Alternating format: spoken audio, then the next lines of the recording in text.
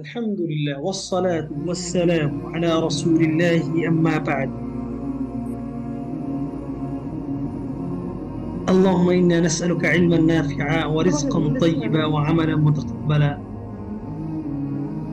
اللهم لا تؤاخذنا إن نسينا أو أخطأنا ربنا، ولا تحمل علينا إصرا كما حملت على الذين من قبلنا ربنا، ولا تحملنا ما لا طاقة لنا به، واعف عنا واغفر لنا وارحمنا أنت مولانا فانصرنا على القوم الكافرين. এই যে জিজ্ঞেস করাটা, এতে আল্লাহ খুশি হবে, ইনশাল্লাহ জান্নাত পাওয়া যাবে। এই যে এতটুকুই জান্নাতের, এটাই হচ্ছে রাস্তা, যে শিখতে চাই, কোথায় কি ভুল আছে ঠিক করে নিতে চাই। হ্যাঁ, কারণ হাসরের মাঠে যখন আল্লাহর কাছে দাঁড়াবো, তখন দেখা যাবে যে কিছুই জানি না, এমনিই করতাম। হ্যাঁ, তো বিষয়গুলো বের হয়ে আসতে হবে এখান থেকে। এমন কিছু করতে হবে যেটা আল্লাহর কাছে নোট থাকবে। আল্লাহ বলবে যে, আপনি বলবেন যে আমার কিছু নাই, ইমান আমল কিছু নাই, কিন্তু আল্লাহ বলবে যে না, তোমার আছে। আল্লাহ কি বলবে? বলবে যে তুমি চেষ্টা করতা, তোমার একটা ভালোবাসা ছিল, একটা আগ্রহ ছিল। হ্যাঁ, জন্য শিক্ষার ক্ষেত্রে আলহামদুলিল্লাহ, শিক্ষার ক্ষেত্রে যত উদার হওয়া যায়, যত ছোট হওয়া যায়, হ্যাঁ, সুবহানাল্লাহ। চিন্তা করা যায়, ইবলিস কত জ্ঞানী, তারপরও সে জাহান্নামী। কত জ্ঞানী, কি তার জ্ঞানটা ছিল না? তা আমরা মানুষেরা যদি জ্ঞানের কাছে নাই যাই, তাহলে ইবলিসের যত নিকৃষ্ট। মানে ইবলিস যে নিকৃষ্ট কেমনে হইলো? এলেম অর্জন করার পর আবার পথভ্রষ্ট হইল, মানে না মানার কারণে। হ্যাঁ, না মানার কারণে। তো আর আমরা যদি এমন করি যে আমরা শিখলামই না, তো যদি কেউ না শিখে তাহলে সে মানবে কই থেকে? সে তো এমনি তো না মানার ভিতরে হইলো। তো এটা খুব ভয়ানক। হ্যাঁ, বের হয়ে আসতে হবে। আল্লাহ তৌফিক দান করুন, আল্লাহুম্মা আমিন। আল্লাহ তাআলা বলেছেন, ওয়াফাওকা কুল্লি যি ইলমিন আলিম, প্রত্যেক জ্ঞানীর উপরে একজন জ্ঞানী আছে, রাইট? হ্যাঁ, আপনারা কি জানেন যে এই যে আমরা মানুষগুলো, কেউ জান্নাতে যাব, কেউ জাহান্নামে যাব, মানে জিন ইনসান এবং মানুষের মধ্যে, জিন ইনসান মানুষের মধ্যে অর্ধেক যাবে, মানে কিছু যাবে জান্নাতে, কিছু যাবে জাহান্নামে, মানে হচ্ছে এটা ভাগ। আচ্ছা, আপনার কি এটা মনে প্রশ্ন হয় না যে এটা কেন এমনটা করবে? আল্লাহ আমাদেরকে কেন জাহান্নামে দিবে? আল্লাহ চাইলে তো নাও জাহান্নামে নাও দিতে পারতেন, রাইট? কেন দিবে বলেন তো? এটা কেউ বলতে পারবেন যে আল্লাহ কেন আমাদেরকে মানে মানে কেন এরকম এমনটা করলেন যে কাউকে জান্নাতে দিবেন, কাউকে জাহান্নামে দিবেন? এটা কেন করলেন, কেউ বলতে পারেন? আল্লাহ এজন্য এই সিস্টেমটা রেখেছেন যে এই পৃথিবীতে কেউ তার ক্ষমতার বাইরে না। মানে আমরা সবাই গোলাম। গোলাম বুঝেন? মানে আমরা চাকর। আমরা যে নিজেদেরকে অনেক বুদ্ধিমত্তা মনে করি, অনেক সুখী মনে করি, যে আমার অনেক টাকা, এসে আমি ধনী, উত্তরটা শুধু বড় হয়ে যাচ্ছে। আমি সংক্ষেপে একটা কথা বলি, যে এটা মনে রাখার মতো, তারপরে আবার বিশ্লেষণটা করি। কি বললাম? যে আল্লাহ যে সিস্টেমটা রেখেছেন শুধু এইটুকু বোঝানোর জন্য যে আল্লাহর ক্ষমতা মতো পৃথিবীতে চলবে, আল্লাহর ক্ষমতা শুধু পৃথিবীতে চলবে, আল্লাহর ক্ষমতার বাইরে আর কারো ক্ষমতা চলবে না। মানে অন্যরা সবাই হচ্ছে অপদস্থ, লাঞ্ছিত, একমাত্র মহান হচ্ছে শুধু সম্মানিত। তিনি যেটা করবেন সেটাই হবে। এই এই জ্ঞানটুকু আমাদেরকে দেওয়ার জন্য আল্লাহ রাব্বুল আলামিন এই জাহান্নামের সিস্টেমটা রেখেছেন। তাহলে উত্তরটা কি হলো? কেন রেখেছেন জাহান্নামটা? এটা এই জন্য রেখেছেন যে তার ক্ষমতা যে বেশি, আর তাছাড়া আর কারো কোনো ক্ষমতা নাই। হ্যাঁ, মানে সবাই যে মানে অপদস্থ, লাঞ্ছিত, সেটা প্রমাণ করার জন্য আল্লাহ জাহান্নামের সিস্টেমটা রেখেছেন। এই জন্যই তো মানুষের উপর আর কারো কোনো কর্তৃত্ব নাই। মানুষের উপর আর কারো কোনো কর্তৃত্ব নাই, আর কারো কোনো কর্তৃত্ব নাই। মানুষ সব কিছুর উপরে কর্তৃত্বশীল, সবকিছুর উপরে। এটা আল্লাহ কোরআনে বলেছেন যে আকাশ জমিনের মধ্যে যা কিছু আছে সবকিছু আল্লাহ তোমাদের জন্য সৃষ্টি করেছেন। আর বাকি রেখেছেন একটা জিনিস, যে আল্লাহর নিয়ন্ত্রণটা তিনি হাসরের মাঠে করেন মানুষের উপরে। এবং এই কথাটা তিনি কিয়ামতের মাঠে বলবেন, লিমানিল মুলকুল ইয়াউম লিল্লাহিল ওয়াহিদিল কাহ্হার। আজকের রাজত্বটা কার? হ্যাঁ, আজকের রাজত্বটা কার? এটা কেন বলবেন?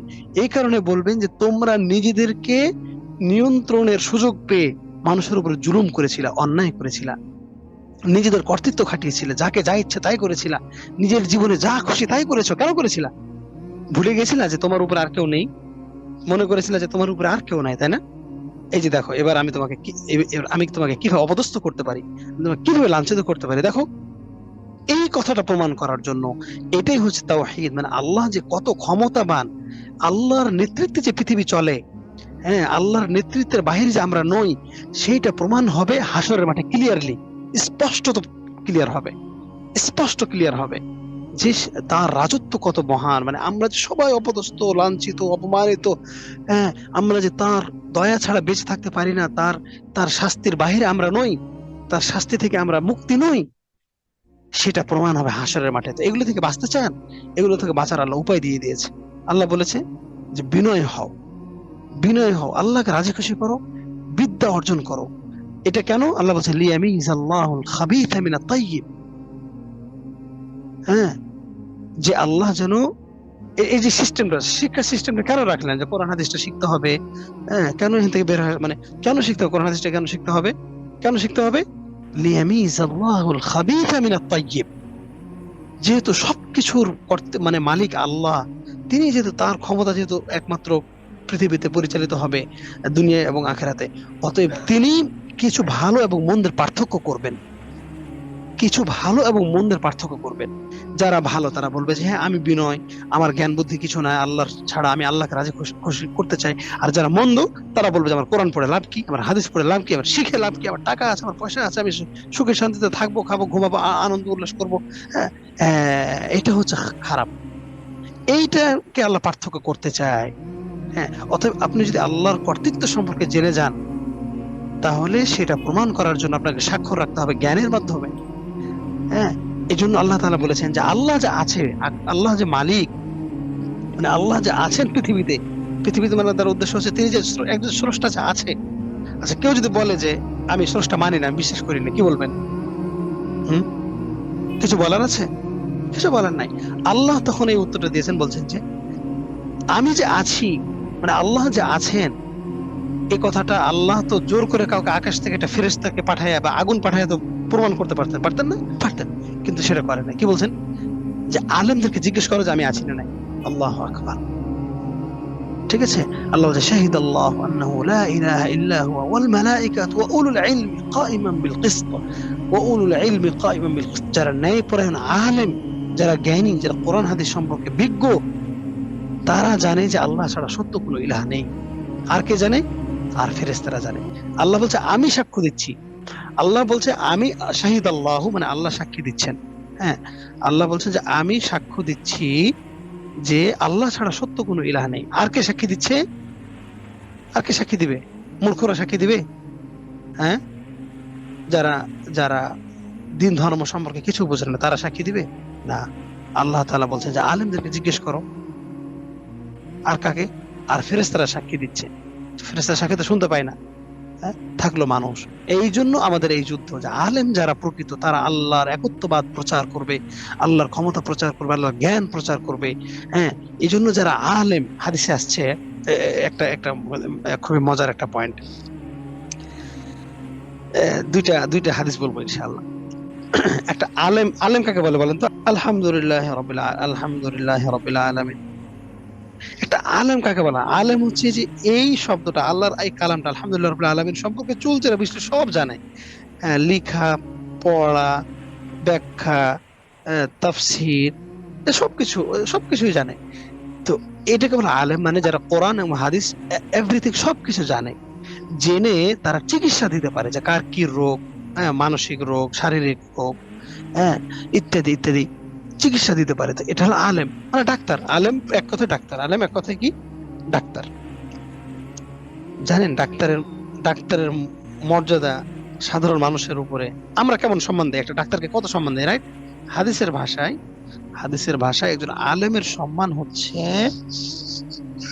সাধারণ যারা আবেদ, যারা নামাজ পড়ে, রোজা করে, যারা আল্লাহকে চিনে, মুত্তাকি, জান্নাতে যাবে, তাদের মধ্যে একজন আলেমের সম্মান এরকম। এই হাদিস তো আপনারা সবাই জানেন। আরেকটা হাদিস বলি। হাদিসটা হইল যে একজন ইমানদারের সম্মান, একজন ইমানদার, হ্যাঁ, আচ্ছা, একজন ইমানদারের সম্মান নিশ্চয় জান্নাতি। একজন ইমানদার নিশ্চয় জান্নাতি, রাইট? ঠিক কিনা? একজন ইমানদার নিশ্চয় জান্নাতি। সাধারণ একজন ব্যক্তি ইমানদার জান্নাতে যাবে, রাইট? জান্নাতি নিঃসন্দেহে, ঠিক আছে। সাধারণ সাধারণ ইমানদার, সাধারণ ইমানদার একজন জান্নাতি। একজন আলেম, আলেম ও জান্নাতি, এই দুইজনের মধ্যে পার্থক্য কতটুকু বলেন তো? মনে করেন যে আলেমটাও জান্নাতে গেল, আর সাধারণ ইমানদার, হ্যাঁ, হাদিসে যেটা বলা হয়েছে যে একজন ইমানদার যে জান্নাতে থাকবে তার চাইতে 100টা স্তর, এই যে স্তর, 100টা স্তর উপরে থাকবে আলেমের জান্নাত। আলেমের জান্নাত কয়টা স্তর, কয়টা স্তর উপরে? ইবনে আব্বাস রাদিয়াল্লাহু আনহু বলছেন, ফিমা আলামু ওয়াল ইলমু ইনদাল্লাহ, বলছেন যে এক স্তর থেকে দ্বিতীয় স্তর, দ্বিতীয় থেকে তৃতীয় স্তর, মানে এক স্তর থেকে আরেক স্তরের দূরত্ব কতটুকু উপরে বলেন? কত দিনের রাস্তা বলেন? 500 বছরের না, 100 বছরের রাস্তা। না 100 100, মানে 100টা স্তর আছে। মানে সাধারণ ব্যক্তি, সাধারণ ইমানদার যে জান্নাতে গেল, তার চাইতে একজন আলেম জান্নাতে যাবে 100টা স্তর উপরে থাকবে। ধরেন যে 100 ফ্লোর উপরে, একজন হচ্ছে যে ফার্স্ট ফ্লোরে আর একজন 100 ফ্লোরে, হ্যাঁ, এরকম। আর এক ফ্লোর থেকে আরেক ফ্লোরের দূরত্ব কত হবে? কত হবে? 100 বছর করে। তাহলে 100 কে 100 দিয়ে গুণ দেন তো কত হয়? মানে কল্পনা করা যায় যে তাহলে তাহলে অবস্থাটা কি? হ্যাঁ, মনে চায় না এরকম একটা জান্নাত আপনার সন্তানটা হোক, আপনার হোক? এটা চাই না কেন? মনটা চায় না আমাকে বলেন তো? এইটুকু আপনি আল্লাহকে বলেন যে আমি আলেম হতে চাই। এটা আপনার হাত পা আছে, কি নাই? কি নাইটা কি? আচ্ছা, আমরা যে কোরআন পড়ি না, সুন্দর সুন্দর করে যে তাজবিদ পড়ি, কোরআন পড়ি, আপনারা তো সবাই তাজবিদের কোর্স করেন, কোরআন শিখেন। যাদের মাধ্যমে কোরআন এসেছে, ইমাম সিলসিলা, মানে ওস্তাদ বাই ওস্তাদ, ওস্তাদ বাই ওস্তাদ কোরআন এসেছে। সাহাবীদের পরের যে সময়গুলো, সাহাবীদের পরের যে সময়গুলো, যে ইমামদের মাধ্যমে কোরআনটা এসেছে, ইমাম, তারা অধিকাংশ কি ছিল জানেন? অন্ধ ছিল। অধিকাংশ ছিল অন্ধ, অন্ধ অন্ধ। অনেকের চোখ নাই, মানে অন্ধ তো, অন্ধ চোখ নাই। অনেকের নাক মোটা, ঠোঁট মোটা, চোখে দেখে না। এই যে এরকম, বিশ্বাস হয় কথাগুলো? হুম?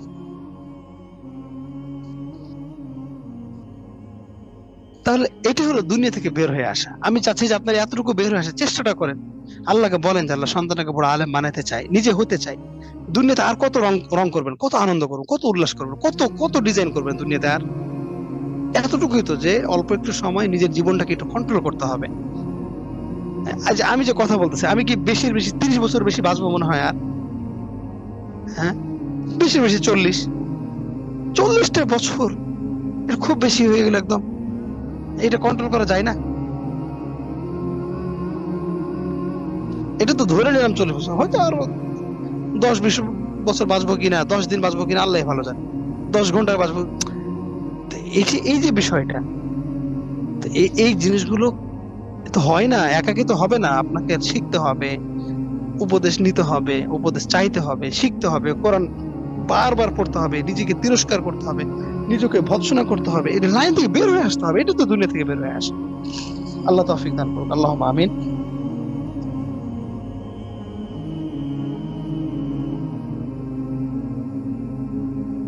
আল্লাহ বলবে যে এই বান্দা আলেম হতে চাইছে, তাকে আমি দিব।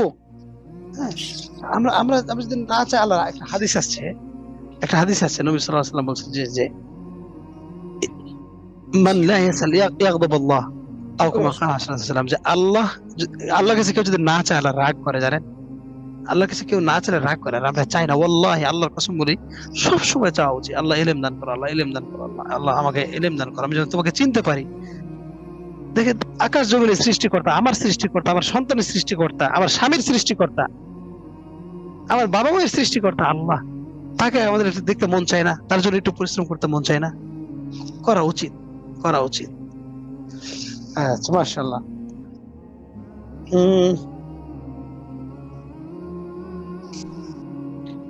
এলেমের কাছে, বিদ্যার কাছে আমরা সবাই শিশু, ঠিক আছে? আমিও কিছু জানি না, হ্যাঁ আমিও কিছুই জানি না। আমার চাইতে যে বড় আলেম আছে তার কাছে আমি শিশু, আমি কিছু জানি না, ঠিক আছে? তো এইরকম মহান রবের কাছে না, মহান রবের কাছে এই পৃথিবীতে যত আলেম আছে, এমনকি আমাদের নবী পর্যন্ত, আমাদের নবী চাইতে পৃথিবীতে কে বেশি জ্ঞানী ছিল বলেন তো? ছিল কেউ? আসবে কেউ? কখনোই না। কিন্তু আমাদের নবীর জ্ঞান, আমাদের নবীর জ্ঞান কতটুকু বলেন তো? কে বলতে পারেন? আল্লাহর জ্ঞানের তুলনায় আমাদের নবী সাল্লাল্লাহু আলাইহি ওয়াসাল্লামের জ্ঞান ছিল এক ফোঁটা সমান। সাগরের, কালকে সবাই সাগরে যাবেন, সাগরে গিয়ে একটা ফোঁটা পানি উঠাবেন, সাগরে গিয়ে একটা ফোঁটা পানি উঠাবেন, পানি সেই উঠিয়ে তুলনায় তো আমাদের কিছুই জ্ঞান নাই, সেই তুলনায় ওটা তো তো আর আমাদের বলার অপেক্ষা রাখে না, সেটা তো আর বলার অপেক্ষা রাখে না। আমাদের নবী সাল্লাল্লাহু আলাইহি ওয়াসাল্লামের জ্ঞান সাগরের গিয়ে আঙুল ডুবাবেন, আঙুল ডুবিয়ে এক ফোঁটা উঠা, মানে আঙুল ডুবিয়ে যেটুকু পানি উঠে ওইটুকু ছবি তুলবেন, একটা টিস্যু পুরোটা ভিজে গিয়ে দেখবেন, হ্যাঁ যে টিস্যু আমরা নাক মুছতে গিয়ে, মুখ মুছতে গিয়ে কোটি কোটি টিস্যু আমরা নষ্ট করি, শেষ করে ফেলি, হ্যাঁ শরীর থেকে পানি, মাথা থেকে কত ঘাম ঝরে, কত পানি বের হয়, আমরা সেই টিস্যু গুলোকে কি করি? এই নাথিং, কিছু না। এবার সাগরে একটা আঙুল ডুবিয়ে পানি বের করবেন, মানে পানি উঠাবেন, উঠিয়ে তারপরে একটা টিস্যুর উপর রাখবেন, দেখবেন যে টিস্যুটা কি ভিজে যাবে মনে হয়? পুরোটাই ভিজবে? ভিজবে না, না ভিজবে না। এতটুকু হচ্ছে আমাদের নবীর জ্ঞান। যেমন দলিল কি? দলিল কি? দলিল হচ্ছে ওই যে মুসা আলাইহিস সালামের হাদিস। এক লোক বললেন যে হে মুসা, তুমি বেশি জ্ঞানী না এই জগতে? তোমার কাছে তার কেউ জ্ঞানী আছে? বলছে না, আমি সবচেয়ে বেশি জ্ঞানী। তো আল্লাহ এটা পছন্দ করলেন, আল্লাহ তাকে শিখাইতে চাইলেন যে না, আসলে তিনি জ্ঞানী। মুসা আলাইহিস সালাম ওই জামানার, তিনি আসলে সবচেয়ে বেশি জ্ঞানী, এতে কোনো সন্দেহ নাই। কিন্তু জিনিসটা আল্লাহ পছন্দ করলেন, মানে এভাবে বলতে হয় না। আল্লাহ এই আদবটুকু শিক্ষা দিলেন, আল্লাহ তাকে বিয়াদব বললেন না, আল্লাহ তাকে আদবটুকু শিক্ষা দিতে চাইলেন যে এই জ্ঞানেরটা আল্লাহর দিকে নিসবত করতে হয়, বলতে হয় যে আল্লাহ ভালো জানে, আল্লাহ ভালো জানে কে বেশি জ্ঞানী, এটা বিনয়ের কারণে। তখন আল্লাহ রাব্বুল আলামিন উত্তরটা তাকে শিক্ষা দেওয়ার জন্য বললেন যে মুসা, তুমি করো, তোমার চাইতে, শুনেন এই কথাগুলো কিন্তু আল্লাহর কসম করে বলতেছে, এই কথাগুলো স্বর্ণের চাইতে বেশি দামি, এই কথাগুলো অবহেলা করে না, হাদিস থেকে বলছি, অনেক ইম্পর্টেন্ট, অনেক দুনিয়াতে কোথাও পাবেন না, ইল্লা মাশাআল্লাহ। তখন যখন মুসা আলাইহিস সালামকে বলা হলো যে তোমার চেয়ে আরো জ্ঞানী আছে মুসা, তখন তিনি বললেন যে আচ্ছা ঠিক আছে আল্লাহ, আমি তার কাছে গিয়ে শিখতে যাব। এবার চিন্তা করেন, একটা নবী, তাকে বলা হলো যে তোমার চাইতে আরেকজন বেশি জ্ঞানী আছে, তখন সাথে সাথে কি বললেন যে ঠিক আছে আমি তার কাছে শিখতে যাব। কি বুঝলেন? কি বুঝলেন? কি বুঝলেন যে একটা পৃথিবীর শ্রেষ্ঠ জ্ঞানী মানুষ, তাকে শুধুমাত্র বলা হলো যে তোমার সাথে একজন জ্ঞানী আছে, বলছে আমি শিখতে যাবো। আল্লাহ কোথায় আছে বলেন? সে কি করলো? বেচারা একটা মাছ, ভাজা মাছ নিয়ে চলে এসে আল্লাহকে বললো আল্লাহ কোথায় গেলে পাবো, আল্লাহকে বললো আল্লাহ আমি কোথায় গেলে পাবো। তখন তিনি বলছেন যে আল্লাহ, তখন আল্লাহ বলছে যে একটা তুমি ভাজা মাছ নিয়ে যাও, হ্যাঁ একটা মাছ নিয়ে যাও, ওই মাছটা যে জায়গাতে হারিয়ে যাবে সাগরের, ওই জায়গাতে তুমি তাকে পাবা। তিনি তাই করলেন। চিন্তা করা যায় জ্ঞানের জন্য একজন নবীর অবস্থাটা কি কি কি মানে কোন পর্যায়ে গেছেন। মানে এলেমের জন্য ভ্রমণ করা, এই জ্ঞানের জন্য ভ্রমণ করা, একজন নবী মুসা আলাইহিস সালাম, যিনি কালিমুল্লাহ, আল্লাহর সাথে কথা হয়েছে, ছোটখাটো নবী না, অনেক সম্মানিত নবী, অনেক সম্মানিত নবী, তিনি জ্ঞান অর্জনের জন্য সাগর পাড়ে চলে গেলেন। কত মাইল যে হেঁটেছে আল্লাহ ছাড়া কেউ জানে না। কি মনে হয়? সূরা কাহফ, হ্যাঁ হ্যাঁ, কতটুকু হেঁটেছেন? মানে 1 কিলোমিটার না, 1-2 কিলোমিটার মনে হয়, আল্লাহ জানে কত মাইল যে হাঁটছে, আল্লাহ জানে, 10, 20, 30, 40, 50, 100, রাইট? কোন গণনা আছে? আল্লাহ জানে কত হাঁটছে। বুঝেন না এই কথাটা? তো আমরা যদি প্রত্যেকে ওই জায়গাতে নিয়ে যাই যে আল্লাহ তাআলা, আমরা তাহলে চেষ্টাটা কি করি? আমরা করি এটা কি ঘোড়ার ডিম? বুঝেন না এই কথাটা? তো একজন নবীর আচ্ছা কি শিখলেন? তিনি কি শিখলেন আমাকে বলেন তো? তিনি শিখলেন যে জান্নাত আছে, জান্নাতের দরজা কয়টা, জাহান্নাম কি, এগুলি শিখছেন? না, এগুলো না। কিছু অদৃশ্যের বিষয়, হ্যাঁ হ্যাঁ, একটা বাচ্চাকে হত্যা করে ফেললো, তারপরে তাকে ভাড়া দিল না, কেন দিল না, এই রহস্যগুলো, এগুলি কি জান্নাতের জন্য ঠিকই থাকে একটা মানুষ? হ্যাঁ, ঠিকই থাকে না। সাধারণ কিছু বিষয় যেগুলি জানে না তিনি, কিন্তু আরেকজন জানে। এই পার্থক্যটুকু দেখানোর জন্য আল্লাহ রাব্বুল আলামিন তাকে এত কষ্ট করার সুযোগ দিলেন, তৌফিক দিলেন। আর তিনি একজন নবী হিসেবে এত কিছু করে ফেললেন। তারপরে তখন কি হলো জানেন? সর্বশেষ ওই খিজির, ওই ব্যক্তি, তিনি নবী কিনা এ নিয়ে মতভেদ আছে, যাই হোক, সম্মানিত ব্যক্তি নিঃসন্দেহে, তার সামনে থেকে একটা চোরাই বা চড়ুই পাখি সাগরের এক ফোঁটা পানি নিল। তখন খিজির বললেন যে, মুসা, দেখলা চড়ুইটা কতটুকু পানি নিয়ে গেল, দেখছো? বলছে যে আমার এবং তোমার জ্ঞান হচ্ছে আল্লাহর জ্ঞানের তুলনায় এতটুকু। এই যে কথাটুকু বললাম, এটা এটা কে শুনে নাই? কার কানের মধ্যে যায় নাই? কি বললেন? কি বললেন তিনি? খিজির আলাইহিস সালাম তিনি কি বললেন নবীকে? বলেন বলেন, কেউ বলেন যে, হে মুসা, আমার এবং তোমার জ্ঞান আল্লাহর জ্ঞানের তুলনায় কতটুকু? কয় বালতি পানি নিয়েছিল পাখিটা? পাখিটা কোনো বাদ দিতে হবেই না। আমি যে বলি যে আমরা আল্লাহর কাছে নাজাত পাবো না, এবার বিশ্বাস হয় যে আসলে যে নাজাত পাবো না আমরা? বিশ্বাস হয়? কার কার বিশ্বাস হয় না যে আমরা নাজাত পাবো? আমাদের আমাদের কত কষ্ট করা উচিত তাহলে জ্ঞানের জন্য, আর আমরা করিটা কি? তো এটা ভালোবাসতে হবে। ভালোবাসা দেন না কেন? কেন আপনি বলেন না যে আমি সবচেয়ে বেশি পরিশ্রম করতে চাই জ্ঞানের জন্য, বাচ্চাদেরকে শিখাইতে চাই? কেন এগুলো করেন না? এগুলো তো গল্প না, এগুলো তো সত্য। একদিন আমাদের সম্মুখীন হতে হবে। আল্লাহ বলবে যে কেন কোরআনটা পড়ো নাই? বিশ্বাস হয় যে এটা আল্লাহ জিজ্ঞেস করবে? ভালো আছেন না? আলহামদুলিল্লাহ। বিশ্বাস হয় যে আল্লাহ আমাদের জিজ্ঞেস করবে যে, ফুলান অমুক ব্যক্তি, তুমি এটা কেন পড়ো নাই? আল্লাহ যে জিজ্ঞেস করবে, এটা বিশ্বাস হয়? আল্লাহ এত মহান যে তিনি কোনো কিছু করতে চান না দলিল ছাড়া, প্রমাণ দিয়ে দিছে হাতে নাতে সব। আল্লাহ বলছে, আউযু বিশাইতানির রাজিম, ওয়া ইন্নাহু লাযিকরুন লাকা ওয়া লিকাওমিকা ওয়া সাওফা তুসআলুন, ওয়া ইন্নাহু লাযিকরুন লাকা ওয়া লিকাওমিকা ওয়া সাওফা তুসআলুন। অবশ্যই তোমাদেরকে জিজ্ঞেস করা হবে। এটা তোমাদের জন্য উপদেশ গ্রন্থ, হে নবী, এটা তোমার উপদেশ বাণী, তোমার উম্মতের জন্য। আর আর হচ্ছে যে শেষ না, ওয়া সাওফা তুসআলুন, উচিরেই জিজ্ঞেস করা হবে। আল্লাহর কসম করে বলি, আল্লাহ রাব্বুল আলামিন প্রত্যেকটা শব্দ সম্পর্কে আমাদেরকে জিজ্ঞেস করার অধিকার রাখেন।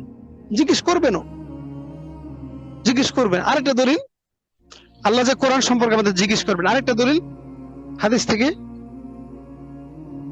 হাদিসটা হলো যে কোরআন কিয়ামতের মাঠে প্রত্যেক মানুষের জন্য সাক্ষী, কারো পক্ষে কারো বিপক্ষে, কারো পক্ষে কারো বিপক্ষে। সম্পূর্ণ কোরআন আপনার বিপক্ষে সাক্ষী দিবে। সম্পূর্ণ কোরআন। কল্পনা করা যায় আমরা কোথায় পড়ে আছি? কোরআনটা কিন্তু আমাদের ঘরে আছে, এটা কিন্তু মনে করতেছি যে আছে তো আছে না। এটা হচ্ছে আপনার সিসি ক্যামেরা, আপনার সব ভিডিও হচ্ছে, প্রত্যেকটা টাইম টু টাইম ওখানে হিসাব হচ্ছে যে মানে কোরআন তো দেখতেছে যে এটা আমাকে পড়তেছে না, মানে এক কথায় যে হাসরের মাঠে তার নোট জমা দিয়ে দিবে, বলবে যে আল্লাহ, আমি তো তার ঘরে ছিলাম, সে জানতো কোরআন তার কাছে ছিল, আমাকে পড়ে নাই, শিখে নাই।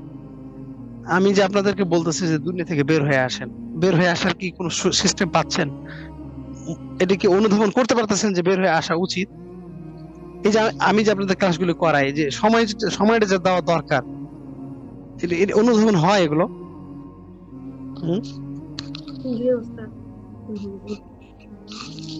রেহাই নাই, মুক্তি নাই, মুক্তি নাই আমাদের। এই কষ্টটুকু এতটুকু যদি করতে না পারি, তাহলে খুবই অবস্থা ভয়ানক। যাই হোক, আলোচনায় আসি, মূল কথায়। আল্লাহ আমাদের উপকার ইলম দান করুক, আল্লাহ আমাদের জন্য মনটাকে স্থির রাখে ইলমের জন্য, আল্লাহ কবুল করুক। এটাই হলো সবচেয়ে বড় দোয়া। সবসময় দোয়া করবেন যে আল্লাহ মনটাকে স্থির রাখে, ইলম দান করো, আল্লাহ নতুন করে জীবন দান করো, নতুন জীবনের মধ্যে নতুন ইলম দান করো। বাস এটাই আল্লাহ কাছে বলতে থাকবেন, আমার জন্য, আপনাদের সবার জন্য, সন্তানের জন্য, জাতির জন্য। ইনশাআল্লাহ আমরা কষ্ট করতে থাকবো, তাহলে আল্লাহ রাব্বুল আলামিন আমাদের কষ্টের উত্তম একটা বিনিময় তিনি দুনিয়াতে এবং আখিরাতে দিবেন, অবশ্যই দিবেন ইনশাআল্লাহ। ঠিক আছে, আজকে এ পর্যন্ত। আল্লাহ সবাইকে ভালো রাখুন।